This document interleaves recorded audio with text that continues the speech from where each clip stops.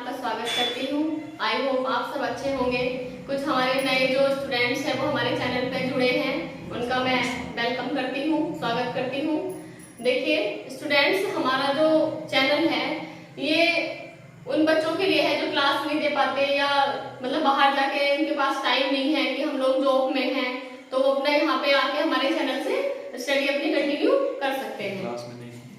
देखिए जो कुछ बच्चों को ऐसा होता है कि क्लास में चीजें समझ नहीं आती, कि वो एक हफ्ते में एक दिन आ रहे हैं तो उनका पता ही नहीं चल पाता कि क्या चल रहा है या क्या उनको सिलेबस कहाँ पे है।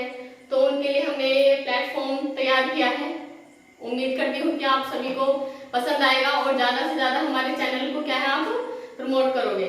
देखिए ये जो मेरा स्टार्ट किया है मैंने हिंदी का, आज मैं स्टार्ट कर रही हूँ यूपी टेट के लिए। अब देखिए ये जो मैं यूपी टेट के लिए स्टार्ट कर रही हूँ हिंदी, ये आप डीएलएड वाले जो बच्चे हैं जो अभी न्यू एडमिशन फर्स्ट सेमेस्टर है उनको भी काफी ये हेल्पफुल होगा।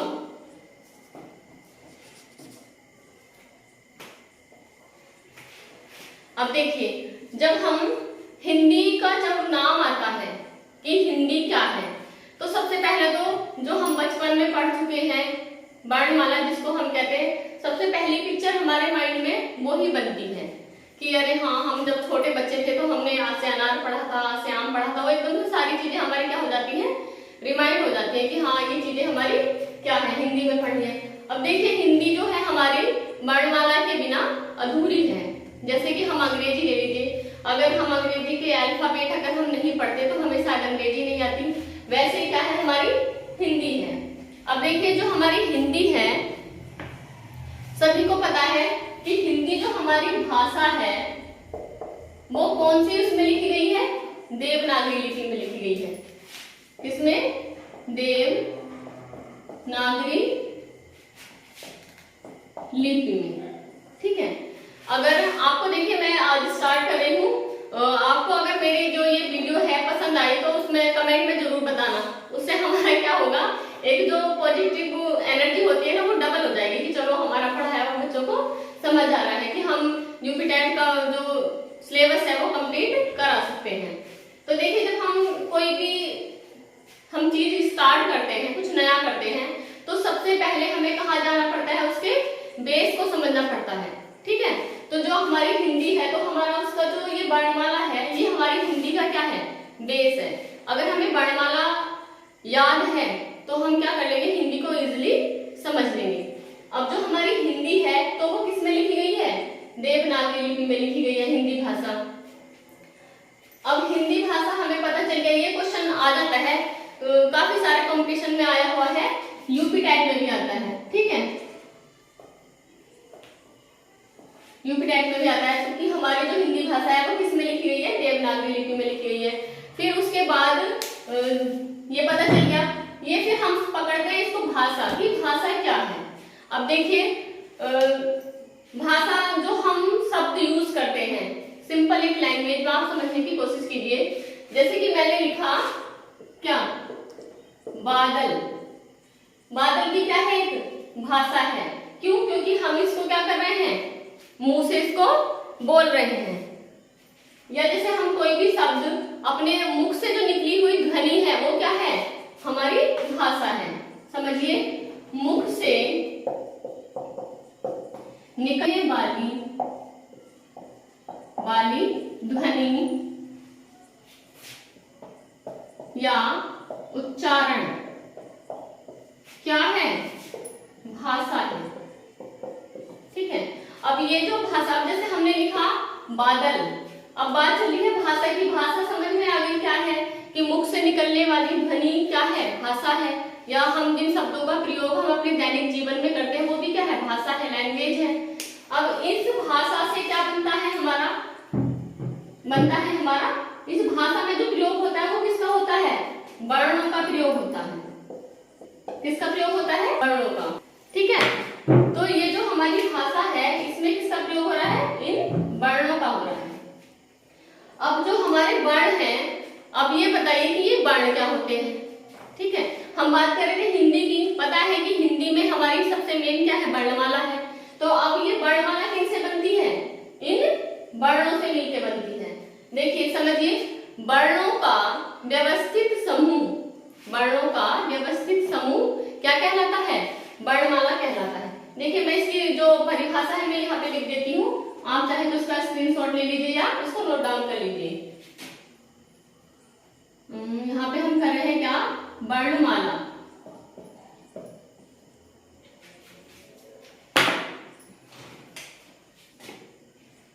वर्णमाला, तो देखिए वर्णमाला क्या होती है? वर्णों का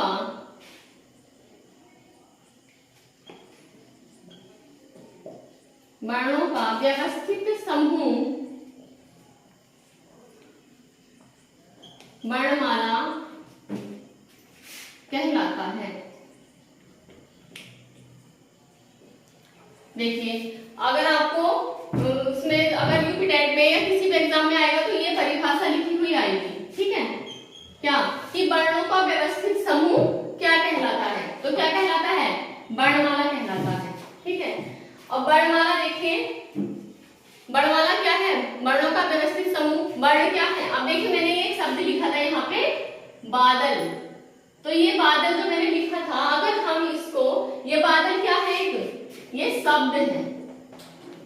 बादल क्या है? एक शब्द है। अगर हम इसको टुकड़ों में बांटने लगे तो कैसे बांटेंगे? देखिए बै प्लस आ। देखिए ये मैं आगे पढ़ाऊंगी कि ये ब हमारा क्या है? व्यंजन है, व्यंजन है। और ये पता कैसे चल रहा है कि इसमें स्वर क्या है? समाहित है। मैं ये बताऊंगी जब हम आगे व्यंजन कंटिन्यू करेंगे तो उसमें पता चल जाएगा कि व्यंजन जो बोले जाते हैं वो स्वर की सहायता से बोले जाते हैं, या व्यंजन में क्या होते हैं? स्वर समाहित होते हैं। तो देखिए जब हम इसको हम टुकड़ों में बांटेंगे तो ये हमारा यहाँ पे हो गया प्लस द प्लस आ प्लस ल, ठीक है? अब देखिए हमारा ल क्या है? ये इसमें भी हमारा स्वर समाहित है। तो ये देखिए ये हमारा शब्द था, तो ये हमारे क्या है? वर्ण है, टुकड़ों में बटे हुए वर्ण है हमारे। अब इन वर्णों को हम क्या करेंगे? जब हम इनको व्यवस्थित या एकत्रित करेंगे तो क्या बनेगा? एक शब्द बन जाएगा। और इस शब्द का हम प्रयोग किसमें करते हैं? भाषा के प्रयोग में। इस शब्द का प्रयोग हम किसमें करते हैं? भाषा के प्रयोग में। देखिए यहाँ से आपके 4-5 क्वेश्चन यही से बन जाएंगे, सिंपल ट्रिक से। देखिए सबसे पहला क्वेश्चन क्या है कि हिंदी भाषा कौन सी लिपि में लिखी गई है? तो सबसे पहला हमारा हो गया यहाँ पे कि हिंदी भाषा हमारी किसमें है? देवनागरी लिपि में लिखी गई है। या भाषा क्या है कि जिन शब्दों का उच्चारण हम मुख द्वारा करते हैं, जिन शब्दों को हम क्या करते हैं? मुख के द्वारा बोले जाने वाले शब्द हमारे क्या कहलाते हैं? भाषा कहलाते हैं। या इसको हम ऐसे भी करते हैं कि टुकड़ों को व्यवस्थित रूप देना भी क्या कहलाता है? हमारा भाषा कहलाता है। ये हो गया हमारा टुकड़ों को व्यवस्थित रूप देना, यानी कि हमने इस बादल को क्या किया था? डिवाइड कर दिया था। किसमें? वर्णों में डिवाइड कर दिया था। लेकिन ये इस वर्णों को हमने अगर एकत्रित किया तो क्या बना? एक शब्द बना। और इस शब्द का प्रयोग हम किस में करते हैं? भाषा में करते हैं। अब देखिए आगे जो भाषा होती है, भाषा में हम फिर एक क्वेश्चन यहाँ से बनता है कि भाषा को मतलब उच्चारित करने या बोलने में हम किसकी सहायता लेते हैं? तो किसकी लेते हैं? वर्णों की। अगर वर्ण नहीं होते तो क्या होता? हम कुछ भी नहीं बोल पाते। फिर आती है उसके बाद वर्णमाला। वर्णमाला क्या है? देखिए क्वेश्चन बनता है कि वर्णों के व्यवस्थित समूह को क्या कहते हैं? वर्णों के व्यवस्थित समूह को क्या कहते हैं? तो क्या कहते हैं? वर्णमाला कहते हैं। ये वर्णमाला की परिभाषा हो गई। अगर किसी एग्जाम में जैसे डायरेक्ट एग्जाम में लिखने के लिए आ जाता है कि वर्णमाला को परिभाषित कीजिए, तो हम इसको ऐसे परिभाषित कर लेंगे कि वर्णों का व्यवस्थित समूह क्या कहलाता है? वर्णमाला कहलाता है। यहाँ से देखिए कितने सारे क्वेश्चन बन गए, 1 2 3 4, कम से कम 5 क्वेश्चन यहाँ पे बन गए हैं। इजी है, पढ़े हुए होंगे, सोच रहे होंगे कि ये सब हमें आता है। चलिए अच्छी बात है, लेकिन हम क्या कर रहे हैं? यहाँ से ये बेसिक चीजें लेके चलेंगे तो इजीली आपको समझ में आएगा। अब आगे बनता है कि जो हमारी वर्णमाला है, जो हमारी वर्णमाला है उसको कितने भागों में बांटा गया है? तो देखिए बेसिकली हमारी जो वर्णमाला है उसको 2 भागों में बांटा गया है, स्वर और व्यंजन। लेकिन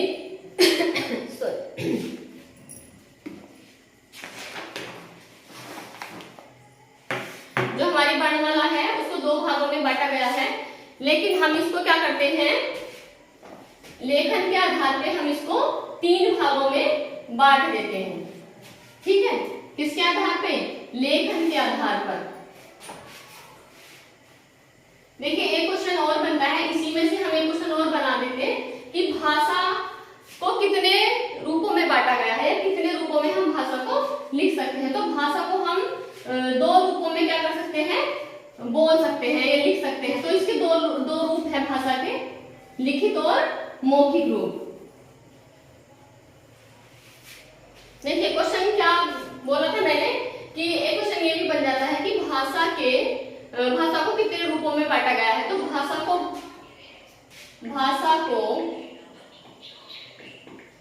2 रूपों में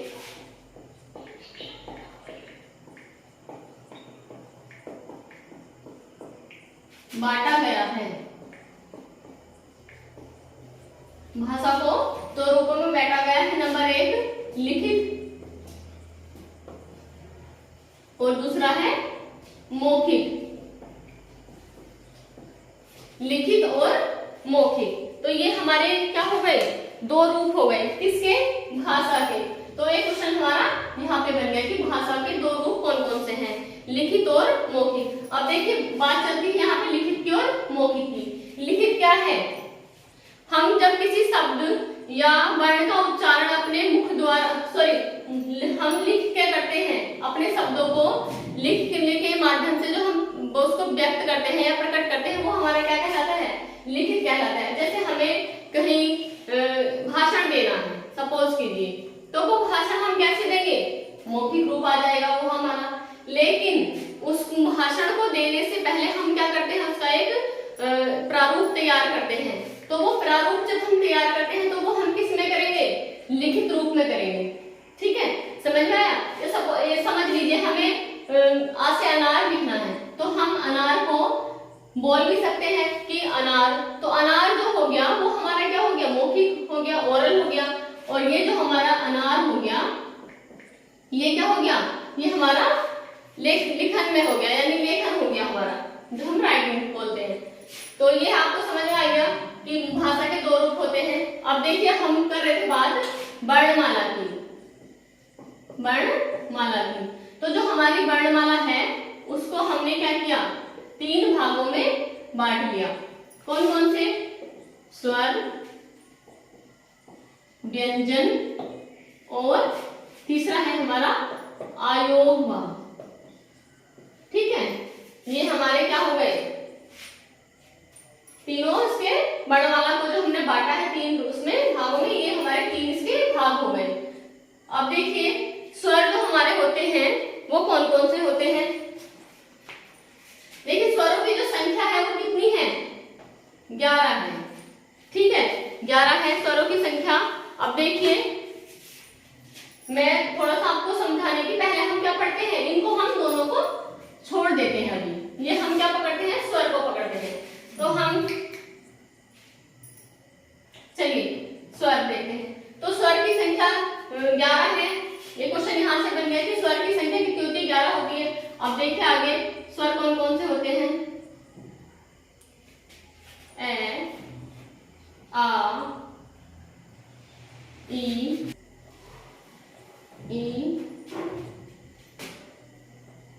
उ, औ, री, ए, आई, ओ, औ।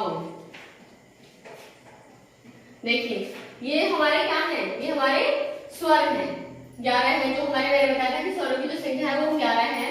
ए, आ, ई, उ, री, ए, आई, ओ, औ। तो ये देखिए हमारे क्या है, स्वर की संख्या 11 हो गई। फिर देखिए जो स्वर है वो मैं इस वीडियो में नहीं समझा पाऊंगी, तो मैं इनको, ये मैंने अभी स्वर लिख दिए हैं, लेकिन मैं इनकी जो वीडियो है अलग अलग आपको डिटेल में पढ़ाऊंगी ताकि आपको समझ में आ जाए। फिलहाल आप इतना ही आज इतना देख लीजिए थोड़ा सा।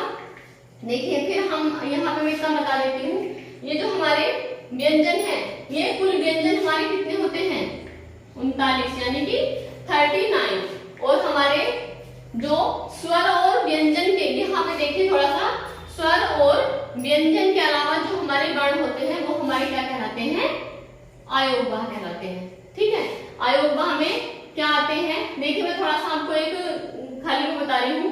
ये हमारे अंग, अह और अर्धचंद, ये हमारे क्या हैं, ये हमारे अयोगवाह हैं।